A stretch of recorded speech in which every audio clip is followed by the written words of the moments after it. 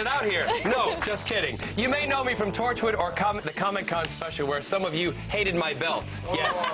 People really hated your belt. They totally did, and they've asked me all about it, and you know what? I don't care because I've turned it inside out! Yay! You showed them! You should just wear it all day as a white belt. Fashion faux pas. Get back at them. I'm Candace Bailey. Hey! I am so excited. I've been looking forward to this week ever since Comic-Con. Listen, I am glad to be back. You know, I'm a fan of the show, a fan of everything it stands for, and this is like kind of the dream job, except you're a girl. I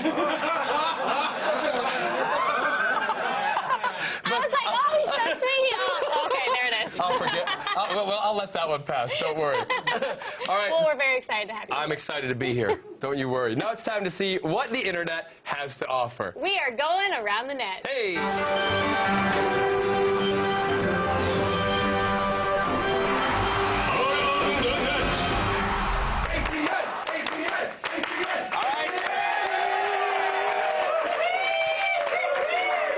To take them everywhere with me. I know, right? Just doing some dance moves over here. All right, now, Candace, I hear you got some videos for me. Boy, do I ever. Okay. If you want to feel ashamed of how little you're doing with 4 working limbs, wait till you see what this guy did with 2. Well, the Mega Ramp and I don't have the best history, you know. We've had a lot of on and off type of situations. And then I was like, oh, great, I'm going to Brazil to knock my teeth out again. He's been to Brazil to knock his teeth out. Probably a lot. I think that is totally awesome. Now listen, if this guy can jump a ramp without the use of his lower body, then for God's sake, you can get off the rascal scooter at Walmart. Yeah. I mean, really, you got to go buy toothpaste. You don't have any teeth. Are you saying the people that shop at Walmart don't have teeth?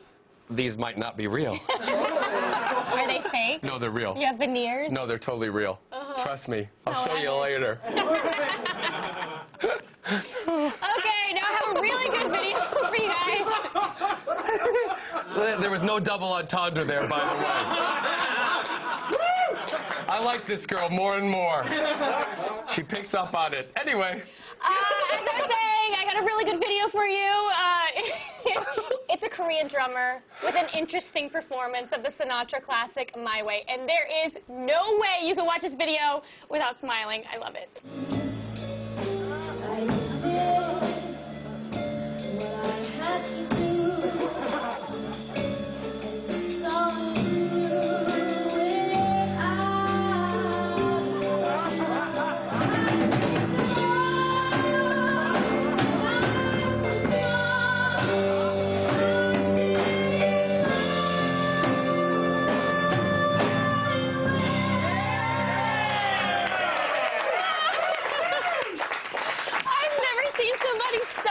Doing their job. That was brilliant. Of course, that happy drummer is from South Korea.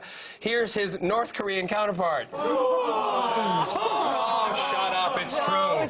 It's true. It's true. Listen, I would love to think of the singer if that guy was drumming for somebody like a, you know, possibly a Celine Dion or a Barbra Streisand. Can you imagine? Upstaging them completely. Totally. Not good. Not good at all. Not good. No, his white jacket would be red. And he'd have no hair. Because of all the blood? All the blood.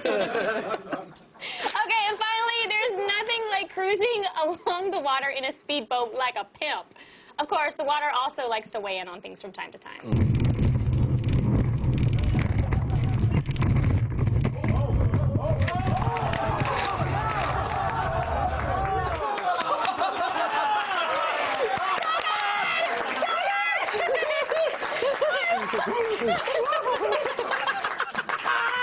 Hold on a second. Wait, that's brilliant. Wait. Well, you gotta go back. Roll that back for me. Please, watch the sunglasses on the bald guy's head. Watch this. Watch the sunglasses, watch the bald guy. He doesn't even put his arms down, just like a dummy. That poor girl standing up in that green bikini, she ate the side of the boat. Oh my God. Oh. That's the best video I've seen in a really Look at her, watch her chew. But here's what I want to know. Did you just snort? Oh my God, I love you. I love that you snorted. Next time, try stapling the sunglasses to your head, dude.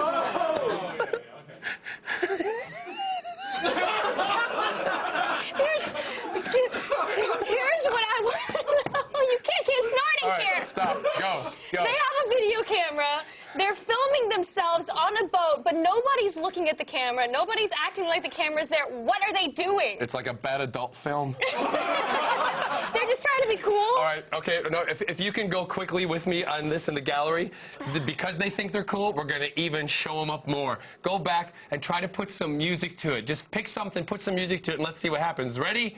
Go.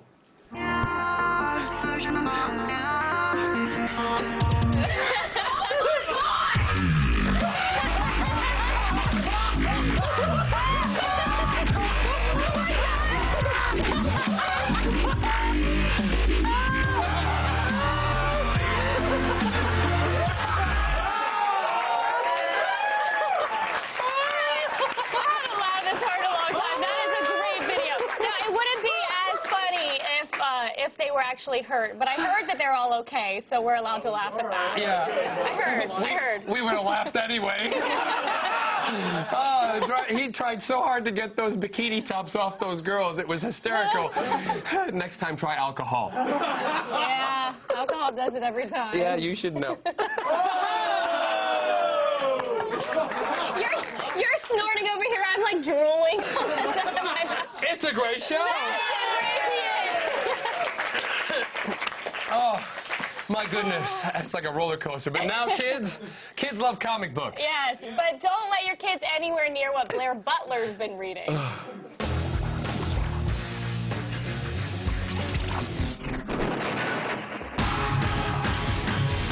Summer won't end, and it is hot out there for a pasty Scottish-Norwegian lady like myself.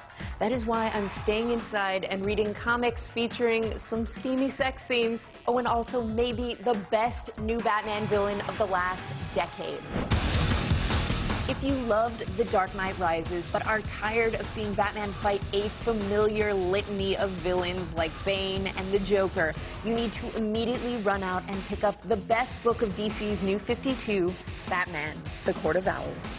Not only does this comic introduce a murderous new enemy and a sinister secret society hell-bent on driving Bruce Wayne mad, it also features one of the most mind-bending sequences in the history of The Dark Knight. I won't spoil the surprise, but don't be shocked if you wind up turning this book over and over in your hands, feeling like you're losing your mind too. And Bruce Wayne isn't the only bat flying around this summer. Yes, come for the gorgeous Batwoman artwork. Stay for the superheroic lesbian sex. Batwoman made headlines back in 2006 when she made her debut as one of DC Comics' first openly gay superheroes. But now, in Batwoman Hydrology, she's on the trail of a child-abducting urban legend, and frankly, she looks amazing in this jaw-dropping art. Seriously, you won't find a better-looking comic on store shelves, though. Be honest, some of you are probably buying this for the steamy lady on Bat Lady sex scene. And finally, Batwoman isn't the only one getting it on. Yes, things are about to get very, very weird in the cult hit Prophet Remission. Prophet is the brilliant relaunch of a not-so-beloved comic from the 90s. Thankfully, this new incarnation tells the trippy tale of a man who awakens from cryo-sleep on an alien-infested Earth, and it kind of has a crazy John Carter of Mars vibe if John Carter threw up a lot and had sex with a horrifying alien. I know this doesn't sound like a recipe for greatness, but I promise the book is a fantastically quirky R-rated sci-fi joy. Alien sex, bat sex, and the best Batman book of the year. Just go find some air conditioning and enjoy the fresh air. Still ahead, we've got the latest on Apple's big announcement and a rumor roundup from the iPhone 5 to the MiniPad.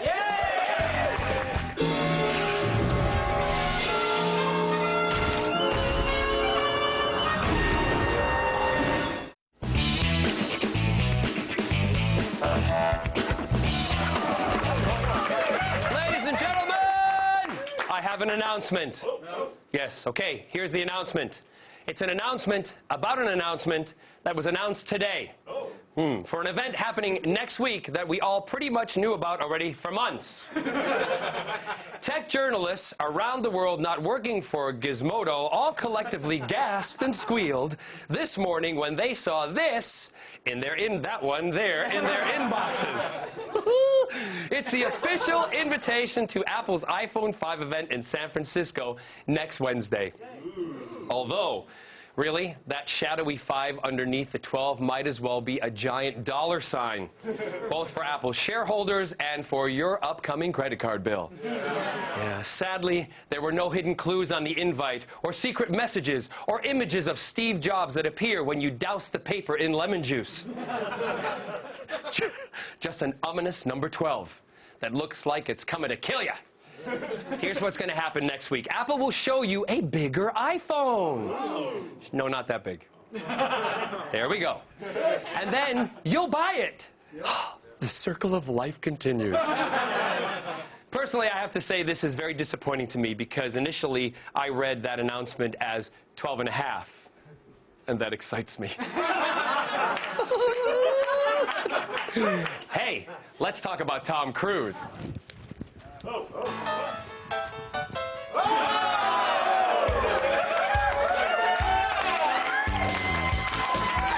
right, can't dance anymore. Something's gonna fall out. Whether you believe it or not, I am sometimes confused for Tom Cruise. But there is one thing. See?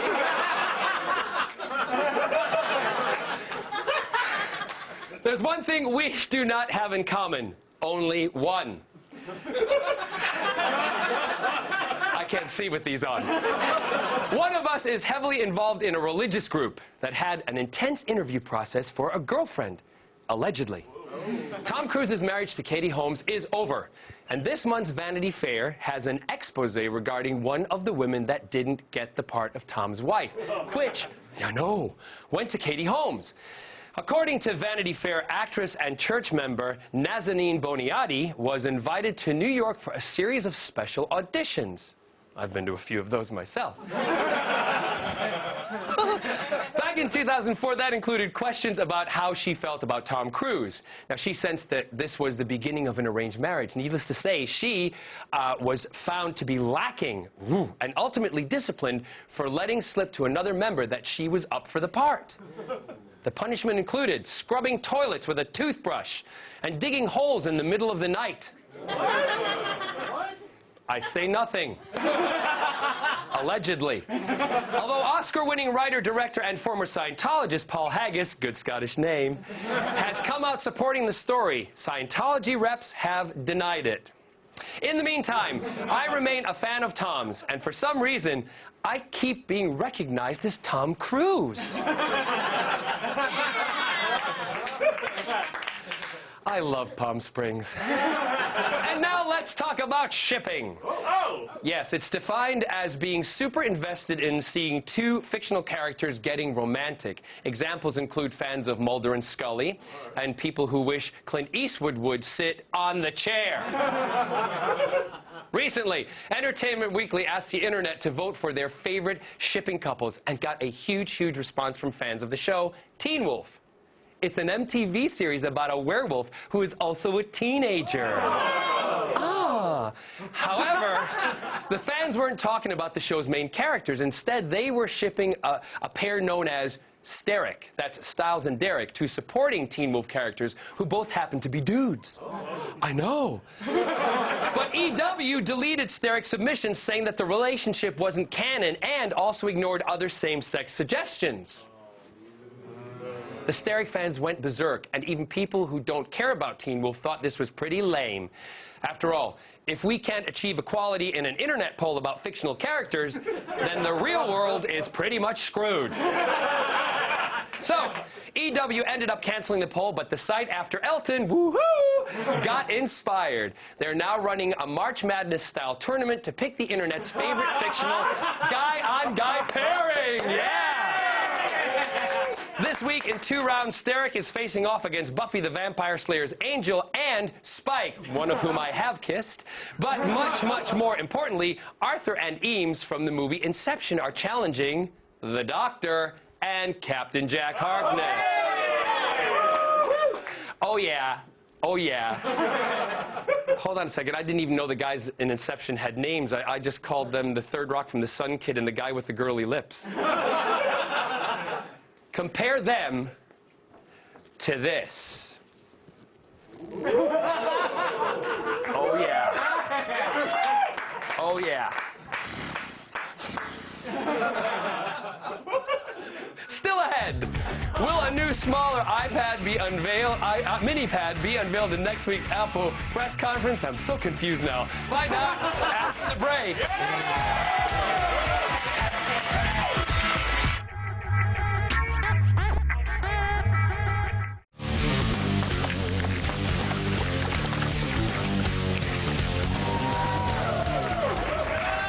Before the break, we were talking about next week's highly anticipated Apple press event. For more, we're joined by senior editor for CNET, Dan Ackerman. Welcome, Dan.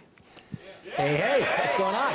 Okay, now, the invites have gone out for next Wednesday. What do we have to expect? Well, usually Apple plays very close to the vest with these things. This time, at least they gave us a little bit of a clue. If you look at the invite, it's got a big 12 on it, and the 12 casts a shadow right there that says 5. So I'm going to guess that's going to be the iPhone 5. And of course, since they put out a new iPhone pretty much every fall, you know, that's not that much of a stretch. Well, the thing that I've heard, the rumors with what's going on, because they're changing things, and they're going to be changing the docks, is that right? That is probably the most aggravating thing so far. Apple's one of those companies, they don't care. If they have a new idea, they'll throw out the old stuff, and you got to buy all new stuff. They just did that with the power cables on the new MacBook Pros. So it looks like they're going to get rid of that big 30-pin dock connector that all the iPods and the iPhones and the iPad has, and use a smaller one. Now, that being said, I'm sure they're going to have an adapter where you can get it for like $10 and plug all your old stuff in, and there might be a bonus there. Are you kidding? $10? It'll be 40 bucks. Well, if you get it from Apple, go on Amazon. I'm sure someone will make a knockoff one for $4.99. So are they not? But if you can... Go on, sorry.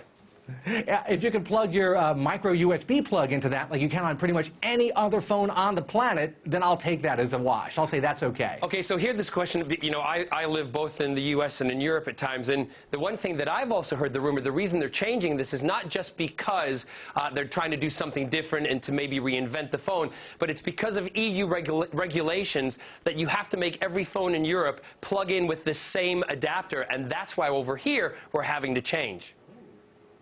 Yeah, that's something that Apple signed on to voluntarily a couple years ago in Europe, and starting, I think, this past year, they actually sell an adapter that goes the other way, from the big plug to the little micro USB plug, but you can only get it in Europe now. You can't get that from Apple in the U.S. So if everybody's on the same system, and every Android phone and every Android tablet uses the same plug, so do a lot of other things. If Apple gets on board with that, you know, that's one nice thing they're doing instead of just coming up with something new every year you have to buy. Now, are there enough changes within this new iPhone to warrant a new iPhone, or is this just another kind of game plan to lead us in another totally direction? It just sounds like that.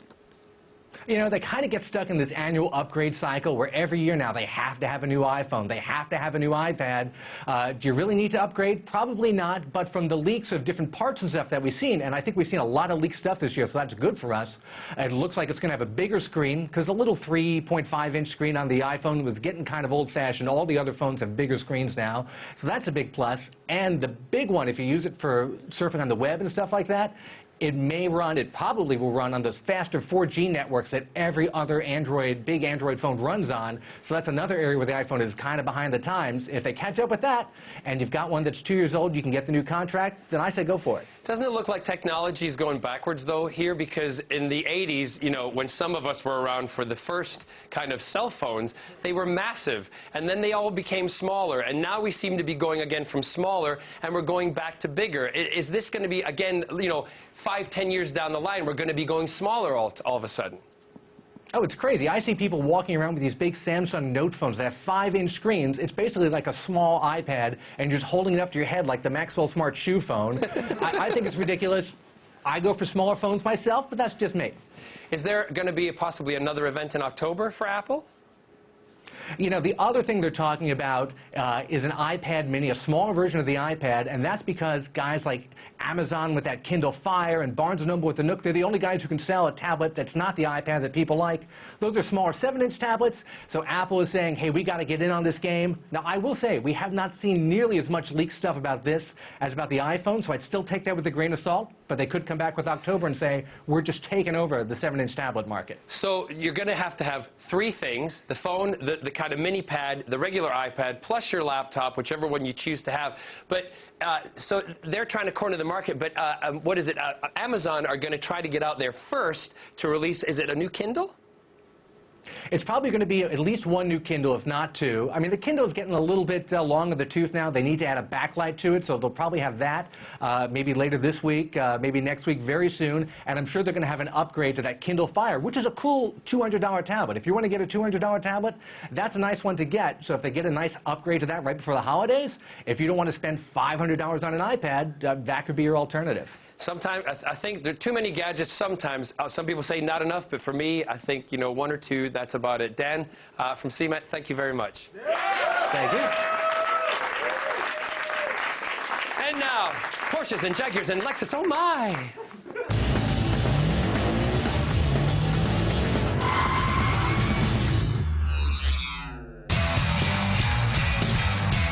The auto show season is heating up, which means fast cars, cool concepts, and all new hybrids. So to get us ready, we're checking out these latest rides. First up, we take a peek at Lexus's hybrid concept, the Lexus Future Luxury Coupe, or the LFLC. This ride made its first appearance at the Detroit Motor Show earlier this year and was designed as a proof of concept. But based on the positive reception, Lexus has decided to update it, move it into production, and rename it the LFLC Evolution. Based on its previous design, this hybrid is expected to sport a 5.0-liter V8 engine that'll push the car from 0 to 60 in 5 seconds.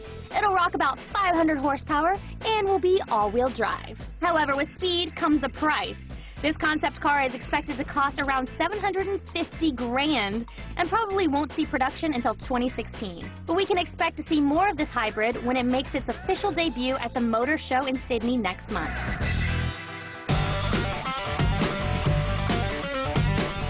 And speaking of cars to knock your socks off, Porsche has just revealed the 2013 911 Carrera 4. Compared to previous iterations, the biggest changes for the 2013 are an increase in fuel efficiency and a decrease in weight, shedding around 143 pounds. The engine will still put out around 350 to 400 horsepower. The 911 will remain rear-wheel drive and keep its 7-speed manual transmission. But new to this model is the addition of adaptive cruise control, which is a fancy way of the car using radar to help it brake before a collision. They have also extended the size of the rear wheel housing, which allows for wider tires. The 2013 Carreras will be hitting the road at the beginning of next year with an estimated price tag of $90 to $117 big ones. And finally, hold on to your butts because the new Jaguar F-Type is just around the bend. Featuring an all-aluminum body, this two-seater is expected to be available in 2 models, a 5.0-liter V8 and a supercharged 3.0-liter V6. This new Jag is estimated to top out at 180 miles per hour, as well as being able to hit 0 to 60 in less than 5 seconds. It'll rock an 8-speed automatic transmission. However, there have been hints from Jaguar that they'll add a manual transmission for the hardtop coupe. The new Jag F-Type will make its official debut later this month at the Paris Motor Show and will hit the showroom floors around mid-2013 for an estimated $85,000.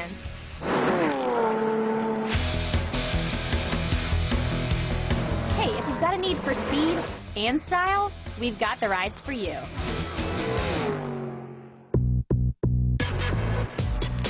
All the news you need to know. Feed.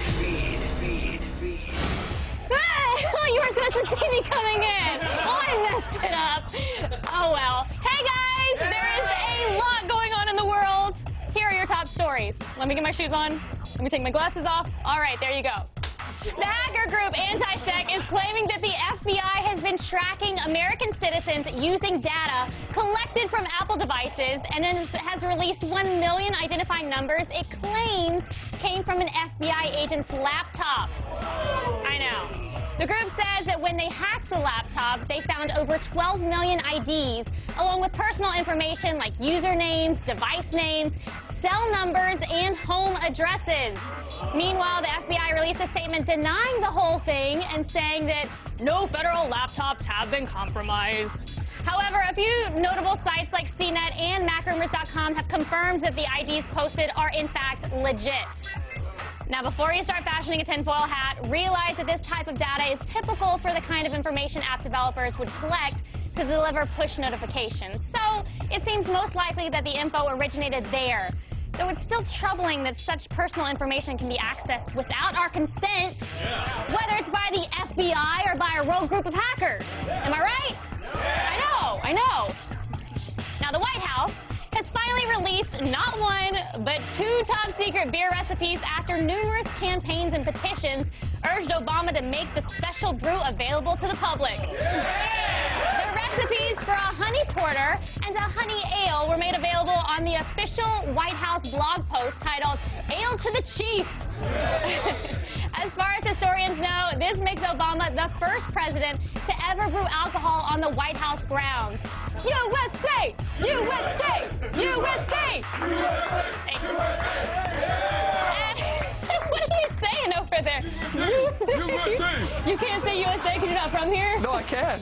I just don't say it right. You definitely don't. And moving on, finally, we have got a lot of entertainment news to cover. First, South Korean pop star Psy, a.k.a. the Gangnam Style guy, is scheduled to make an appearance at the VMAs after signing with Scooter Braun's record label. Now, for those who don't know, Braun is the man behind the success of Justin Bieber, and it's pretty clear that he's hoping to turn Psy into a full-fledged American pop star. Wow. And if you like your fairy tales to have more miniguns and less old-timey speak, then you are gonna love this. Watch Jeremy Renner and Gemma Arterton blast their way through medieval folklore in the first trailer for Hansel and Gretel Witch Hunters. That looks really good. I'm so excited to see it. I'm Candace Bailey, and you have just been fed. Now, over to John. Yum, yum. I'm so full now. That was good. It's time for something called an epic giveaway.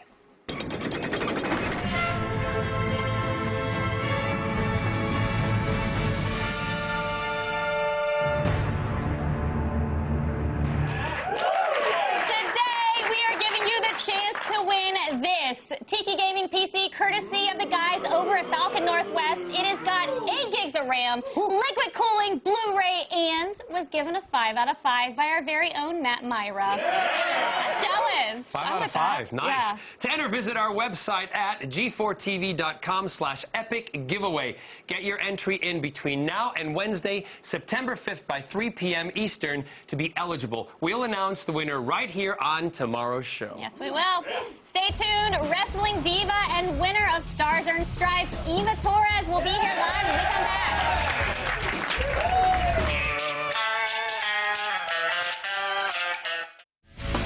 If you're feeling a little wired, we got the kicks right here on Phil TV. Let's take a peek at what's happening tonight.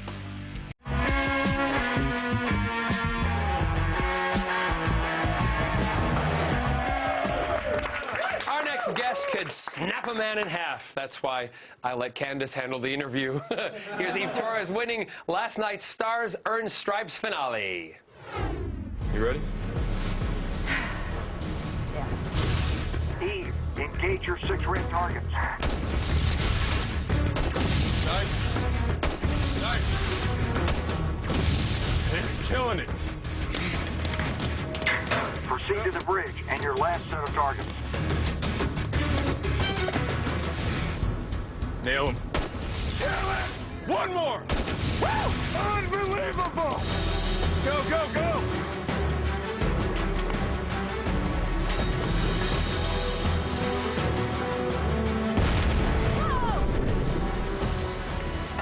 Throughout this competition, I have been pushed to my limits. I broke down in tears. And I don't have to do this every single day.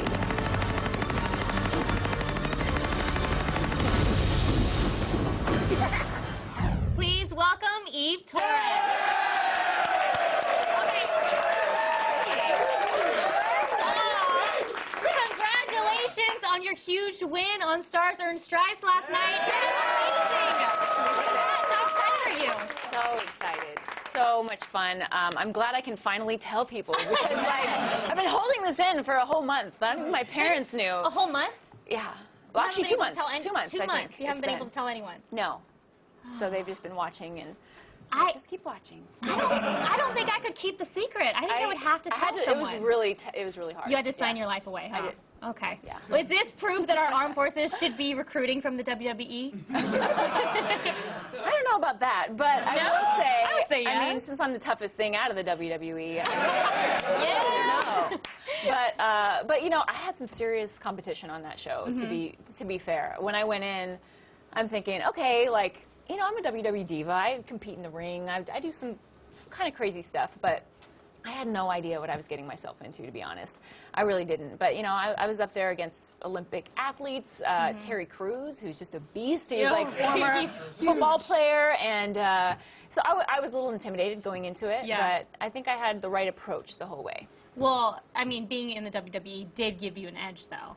Yeah, I think so. I mean, you know, I have to say, WWE You're being divas, humble. Well, Come yeah, on. WWE divas are probably some of the toughest girls you'll ever meet because we have, you know, we have grueling schedules. We, you know, put our bodies on the line to go out there and perform for our fans, and you know, it's like we're on the road 5 days a week. There's no such thing as a season, and you know, we have to continue training, and it's a lot. So I'll say mentally, I think I was a little bit more prepared for kind of the grueling missions that we had, maybe than some of the other actors like Dean Cain, who's like got his stunt doubles working for him all the time. I got this. But honestly, everybody on the show was like so fun to work with, and it wasn't like most reality shows where everyone's like stabbing each other in the back. Oh, There was no point to it really in this one. This was legit competition and a legit winner. Yeah! Now, on the show, I know you rappelled down walls and you jumped out of helicopters. Yes. What was the most badass thing that you think you did? Because it's all kind of badass to me. It's all pretty badass. I have to say, my favorite moment, probably the proudest moment of my life ever, is the shot of me when I was training with the pistol. And my partner, Grady, you know, I'm like nailing, apparently I'm pretty good with a pistol. So he's like, oh, I'm nailing all these targets, and then he's like, all right, I'm going to roll this watermelon, try to shoot it. And I just like nailed it with one shot. And like watching it back, I was like, that's the coolest thing I've ever done. I'm sorry, are you a professional shooter? Like, had you practiced a lot before going in? No, I hadn't. And that's why I was a little, you know, I was a little concerned because guys like Todd Palin, who are like hunters, and I know Dean Cain had experience with weapons as well, and some of the other celebrity contestants. So, but they actually say that women are a better shot. They say that women have a better shot. And I think it's because we listen better. Now, you're known for being a triple threat. You're the brawn, the beauty, and you have a degree from USC for industrial and systems engineering. Did this nerd cred help you become a WWE diva? I think so. I actually think that probably most WWE divas and superstars are just, you know, in-shape nerds. That's pretty much what we are. We play with our own action figures, so we play our own video game, and no. But I mean, really, you know, I do think having a background in everything really helped me because it is a tough job, and we have to do it all. You know, it's not what you see on television. It's just such a small part of being a WWE diva. You know, what you see in the ring. We're doing media appearances. We're talking to high schools, doing, you know, Be a Star anti-bullying programs. And That's great. It's a lot. It's great that you're doing all that. Now, I've got to ask you this real quick because I really enjoy dancing. Everybody knows this. Before joining the WWE, you were a spirit dancer for the LA Clippers? I was for a year. How did you get into that? I just auditioned. I auditioned for the Clippers. Yeah. She just can do it all. It's amazing. She's like, no, I just did that. I'm really good at like step clapping, smiling a lot, and pointing too. As long as you have the point down, you've got it.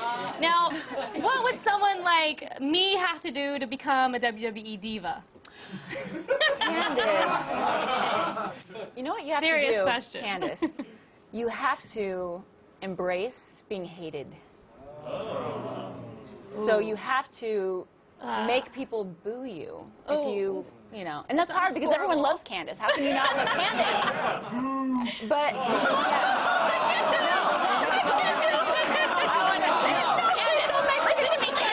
listen to me. Snap out of it, all right? I want you to look at those people. I want you to look at give them your meanest face. That's right. No, don't laugh. Okay, this is Candace right here. Respect her and boo her right now. Feel good? Doesn't feel good? No, and I don't think my face is very scary. And I'm like growling at them. I don't know what I'm doing. Clearly, this is not the job for me. I don't know. I like the boos. Go ahead, boo me. I love it. Thank you. Eve, thank you so much for being here. You are a sweetheart. Thank you. Awesome. Thank you. I adore you. Give it up for Eve. Up next, Chris Gore drops by to review new DVDs, including the very naked 3D horror movie Piranha 3 Double D.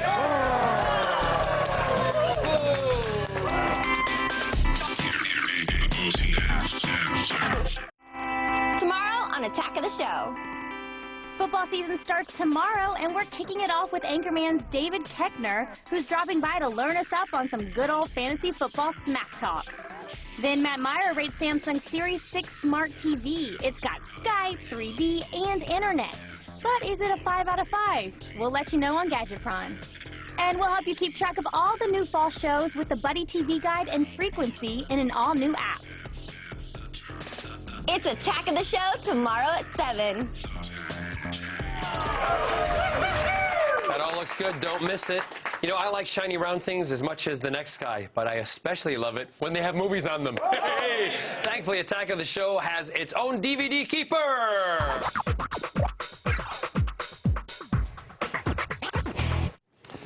Hey. Hey. How are you? It's nice to meet you too. Chris Gore, the expert. I feel so welcome in this big happy family. All right, what's up first? We have Piranha 3 Double D. Nice. Now, I saw the first Piranha movie. Yes. Yeah.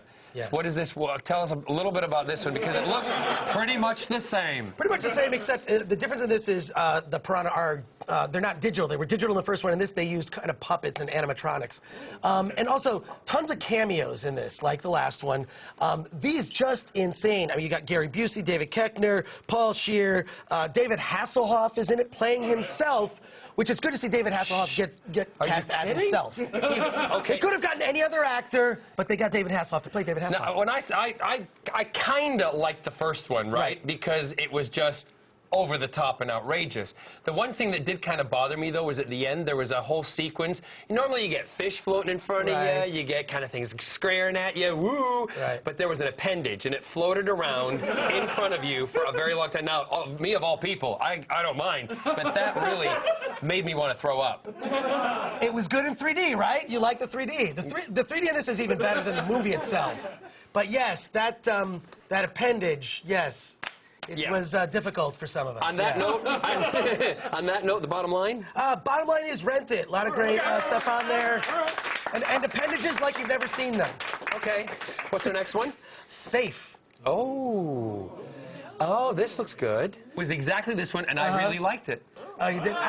This one I just feel like I've seen it before. Maybe I've seen more Jason Statham films than you. I was a little... Ain't nothing wrong with seeing more Jason Statham. All right, I have to disagree with you on that one. I quite liked this film, and I thought it was action-packed. The Beer, I'll watch it again, give it another shot. But I just feel like we've seen it before and wasn't as excited as you were. Bottom line? Bottom line is pass on this. I know, you're not happy about it. Okay, no, it's fine. It's fine. Everybody disagrees and agrees. It's that time of the year when last season's TV shows are released in anticipation of the new fall season. So let's have you take us through the best of the bunch. It's time for Rapid Fire!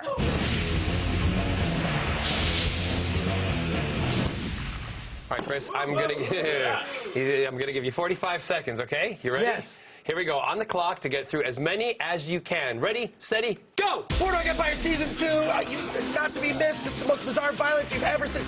Then you've got, of course, Bored to Death, which was awesome. Hung, that one's for you. There you go. And then we also got The Office, Season 8. Spartacus, another one for you. Then we've got Grimm, you should definitely check that out. 30 Rock, always funny. Community, a fantastic one. And then, oh, look at this! There's another one for your collection. Sons of Anarchy. You're into bikers? No. Give it a try. Give it a try. You know, Jason's good. And then you've got, also we have Homeland Season 1. Parks and Rec Season 4! I did it! I did it! You did it, and I'm taking these all home with me. Especially hung. Thanks, Chris.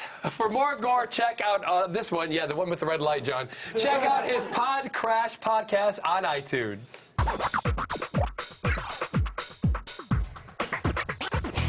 You took all of the DVDs. I Give know. me something. Well, listen, I don't which want one do you hung. want? You don't I don't want. want Take hung. that one, Community. I want Torchwood. Torchwood.